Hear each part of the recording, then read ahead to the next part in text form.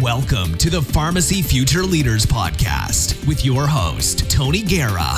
The Pharmacy Future Leaders is part of the Pharmacy Podcast Network, focusing on pharmacy student perspectives, interviews, and the future outlook of our pharmacy industry. Welcome to the Pharmacy Future Leaders. We're going to be connecting two students, one from Butler University and my APPE Advanced Pharmacy Practice Experience academic student, Jacqueline Aremka, in a podcast that is going to go over what the new NAPLEX is like, what it's like to be influenced by the same chemistry teacher when you're coming out of high school, and then kind of come together 6 or 7 years later and see where you are. So I hope you enjoy this episode, and we're going to let Jacqueline take it away. My name is Jake Reedy. I'm a pharmacist at Walgreens, and you are listening to the Pharmacy Podcast. Hi, Jake. Great having you here. Jake just recently graduated from Butler University, and I am still working on finishing up my pharmacy program at Drake University. So kind of great to have two different bulldogs on the air here today. Go dogs! Go dogs. So would you mind just kind of giving us a little rundown on your career path in pharmacy, how you decided on pharmacy, and kind of the path that led you to becoming a bulldog at Butler? Yeah. So I decided on pharmacy back in high school. I was in a chemistry class from Mr. Holler. I don't know if you ever had him for chemistry or not. I sure did. You did? All right. Well, do you remember how he went through and talked about different careers in the chemistry field about like every month, it seemed? Yep. Yeah, he one of the months when I was in his class, he talked about pharmacy and how the profession was going to explode, and it was really a great career option if you're interested in chemistry and really working or wanting to know how molecules work in the body. And I was like, that's exactly what I want to do. I was interested in the health professions, like being a doctor or something similar, but I didn't want the hands-on approach and responsibility of diagnosing. So I figured pharmacy is a great way to, learn more about chemistry, but not be as hands-on as physician. So pretty much from his career talk on pharmacy, I decided, pharmacy is the career path I want to choose. And so after that, I started researching universities in the Midwest. I looked at Drake, Purdue, University of Wisconsin, and I ended up choosing Butler, oddly enough, because of cost, but also because of the atmosphere that it provided. So cost, Butler, while being a private school, it does give the opportunity for various grants and scholarships to help students who may not normally be able to afford it to be able to go there. And thankfully, I was able to receive some money from that. But also the environment played a big role, as it's a smaller school. You're better able to meet your professors and interact with them on a daily basis. And also the city of Indianapolis is a really great city to learn in and then invest in from a pharmacy perspective. Yeah, that's so awesome. So for those listening, Jake and I, we actually both went to the same high school and ended up kind of on different paths to pharmacy, but I actually ended up choosing pharmacy because of Mr. Holler's class as well. So very, very interesting that we both kind of took that same approach, but ended up kind of in different places in the United States because of it, But since you are a new Butler graduate, congratulations, by the way. Can you speak a little bit about the new NAPLEX, how you studied for it, any tips or tricks for those that are beginning to kind of prepare for taking it in the future? Yeah, so I heard some things about the old NAPLEX from previous students who have taken it, but I chose just to really ignore that, knowing that the new NAPLEX was going to be different and longer and all that fun stuff. So actually through Walgreens, I was able, they provide their new pharmacists, at least in Indiana, with the RX Prep book, which helps prepare you for the NAPLEX, and they paid for the online module. So how I prepared was basically according to that book, reading through the chapters, taking the quizzes online, and that I feel like prepared me very well and set me up for success for the NAPLEX. Yeah, that's awesome. And I know you mentioned too that you're waiting to hear back on the results of that. So fingers crossed for you on getting the results of that. And then looking over your CV, it was very apparent that Butler too has prepared you well for your future. And as previously mentioned, Butler is a pretty small private liberal arts college.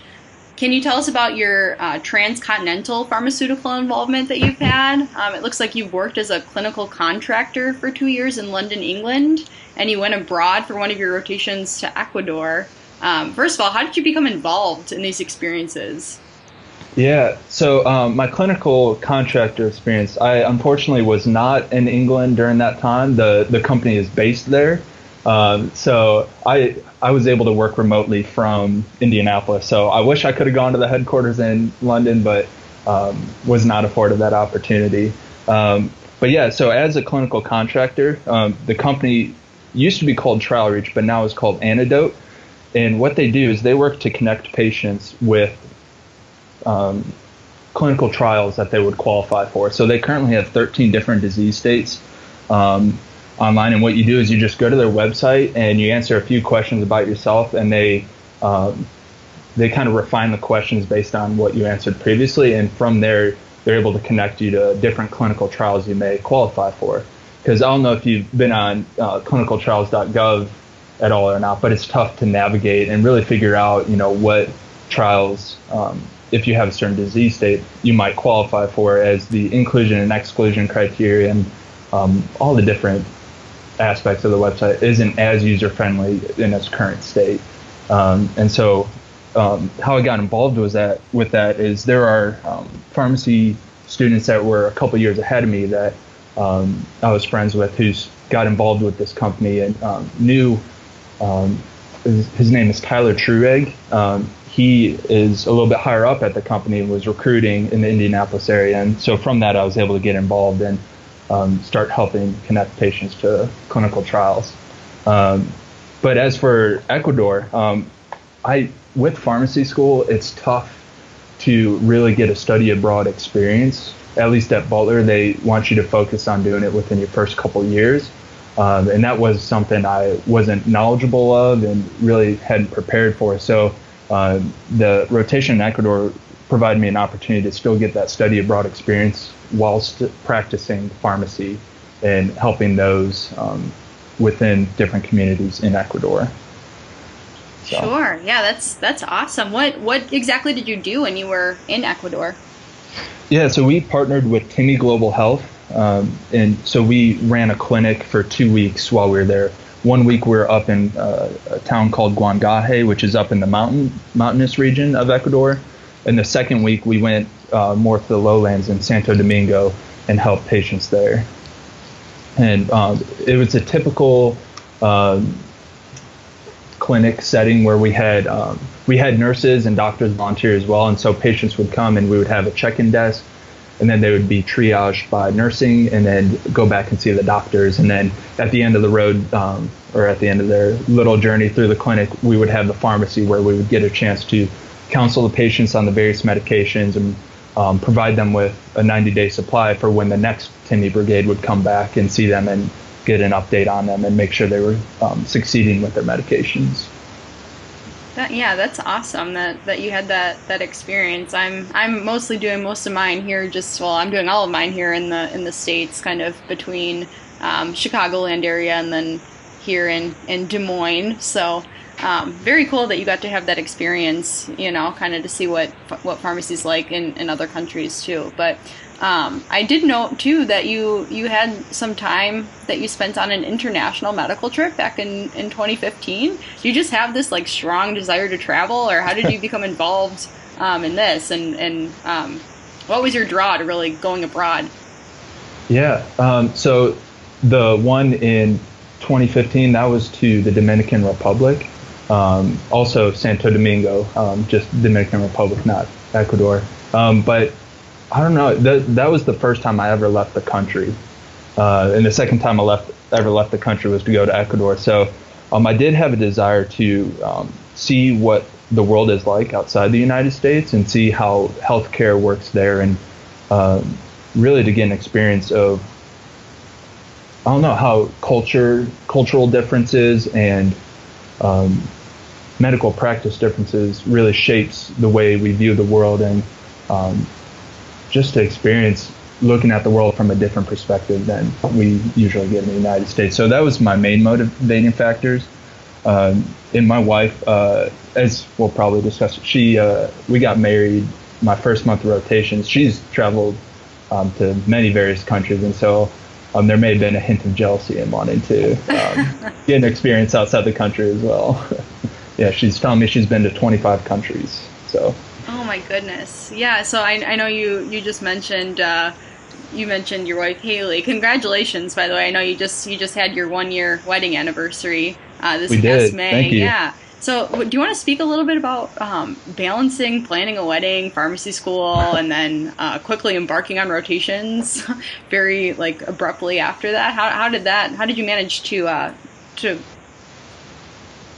manage all of that at once, I suppose? Yeah, so my wife is from Atlanta, so unfortunately I didn't have as much, being from Atlanta and me living in Indianapolis, it was tough for me to be involved in a lot of the planning. I was still able to help in some ways, but like meeting with the caterer or meeting with the people at the venue, I couldn't really do being abroad. So I was able to help some, but definitely a lot of the planning, the weight of the planning fell on her, and she did a great job. But no, we got married after the last didactic year. I took the first rotation off for our wedding, and from that we had like the 2 weeks between school and the first rotation starting, and then the 4 weeks of the first rotation to really plan the wedding and focus on that. And then we had moved her up 2 weeks before the wedding, so we didn't have to worry about that afterwards. So it was a really easy transition to move her up here and just continue life on rotations, but as a newly married man. That's awesome. Congratulations again. That's quite the Thank story. you. That's awesome. Yeah. So I'm currently on a non-patient care academic rotation here at DMAC, or Des Moines Area Community College, which is focused primarily around teaching nursing students and pharmacy technicians. And while you were at Butler, you spent a few semesters as a laboratory assistant. Can you speak a little bit why you were interested in these teaching experiences too? Yeah. So in the pharmacy lab, we had the opportunity to help students that were a year below us, which is a position I was in the year before, really practice and hone their pharmacy skills, whether it was compounding, mixing IV bags, or counseling patients.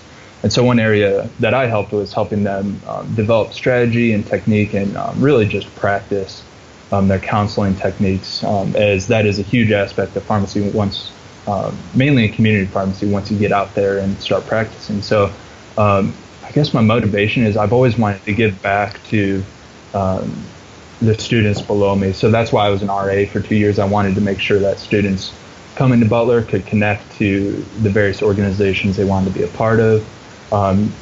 And I really like being able to help those below me succeed in potentially in areas where I didn't know that were opportunities, to help provide that to them, even though I may not have been afforded the same opportunities. Yeah, and I mean, essentially that's what I like to think that's kind of what pharmacists do anyway. I feel like to be a pharmacist, you're inherently being a teacher in some way or another. So yeah, I kind of have that same outlook on pharmacy and giving back. But it also looks like you've explored many other avenues that pharmacists can really practice in. Specifically, you also spent a rotation involving industrial pharmacy at Eli Lilly in Indianapolis. Usually when people think of pharmacy, they really either think of, either hospital or retail. What was your time like at this rotation? It was great. It was an aspect of pharmacy that I think most people don't know exist, and so I was glad to be able to explore that. And I was very thankful that having Eli Lilly in Indianapolis provided a lot of Butler students with the opportunity to really see what it's like to work for a drug company and get a good feel for what all the different roles they have for pharmacists within their organization. So I enjoyed it a lot. It was a great opportunity and an area I think a lot of pharmacists should look into during their schooling. Yeah, awesome. And then I know that you mentioned previously here that you're just waiting to hear back on the results of the NAPLEX.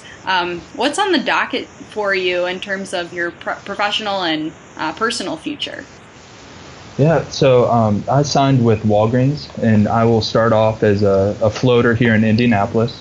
And so I'll be kind of bouncing around different Walgreens until I signed a home store. But I'm excited to really get out there and start working as a pharmacist and being that go-to person in the community to help answer patients' questions in regards to their medications. Not as excited about sorting out insurance issues as I'm sure with your intern experience, that's not always the easiest thing to do, but yeah, no, I'm excited to start working for Walgreens and really like that the different initiatives that they've started in the Indianapolis community. Yeah, that's so great. Congratulations again. Thank you. What kind of advice would you give to current rotation students that they could do like right now to prepare for their future? For those currently on rotation? Correct, yeah. Yeah. Really, you still have time to pursue whatever you want. Just think about an area that you'd like to serve most. I know a lot of people like to give back to the community or searching more non-traditional means, but the jobs are there. You just got to put in the hard work and find them for yourself. So I know universities like Butler, and I'm sure Drake has a very similar model as our two schools are often compared to each other in both size and experience, but I'd say utilize your professors, utilize the different programs going on in the school and different meetings that they set up to introduce you to new areas of pharmacy and new ways that you can practice healthcare, especially as things start changing to telemedicine and with the new opioid restrictions and just really there's a lot of opportunity as pharmacy continues to change, and especially hopefully once we get provider status. Yeah, that's something that that I know we've been pushing for quite some time now. So yeah, hopefully it happens soon. Yeah, hopefully, fingers crossed. And in terms of just a few more quick questions for you here, what's kind of your daily ritual that you do to keep your life on track with the busyness that pharmacy can offer? I guess a lot of. Just like with working, or? Yeah, just do you have any daily rituals that you do to kind of keep you on track, keep you organized, things like that? Does it have to be pharmacy related? No, it does not. Okay. Normally I like starting my day by getting up early, drinking a cup of coffee, and reading the Bible. I feel like that really grounds me in what's important and is really the source of all that I need for the day. And from there, I'm really able to go forward and tackle any problems that the day may provide. So that's how I choose to start the day and how I orient it. And from there, yeah, everything just really falls into place. Yeah, no, that's awesome. And then what's the best career advice that you've ever received or given? Ooh. Well, I had a really good advisor at Butler. Her name is Dr. Amy Peak. And she really, I don't know if she didn't have like a mantra or like one line of advice that stuck with me the whole time, but she was really good about encouraging me to seek out the opportunities I wanted and make sure that I truly experienced everything in pharmacy that I wanted to, so that I could best choose, what area I wanted to pursue. And I know there's still areas of pharmacy that I haven't experienced and those I'm still educating myself on, but she was a big part in helping open my eyes to there's more to pharmacy than just community and hospital. Sure, yeah. And then last but not least, I guess, what inspires you? What inspires me? Yeah. I love being able to educate patients and bring knowledge where there wasn't any before. It always makes my day when I'm able to help a patient either bill something correctly through their insurance, or really counsel them and tell them about different side effects and make them the masters of their health plan, and make them the one in charge, and feel like they're taking ownership for their medication and their disease states and all that, all in that regard. Oh, that's awesome. What's the best way that someone can contact you? My email is jready@butler.edu. I check that fairly frequently, so really that's probably the best way to reach me. That's the best way to reach you. Well, thanks so much, Jake, for all of your insight into pharmacy, and for some great advice in terms of passing the NAPLEX and the MPJE for us current rotation students. Thanks so much. Oh, thank you for having me. Thanks for listening to the Pharmacy Future Leaders Podcast with your host, Tony Guerra. Be sure to share the show with the hashtag Pharmacy Future Leaders.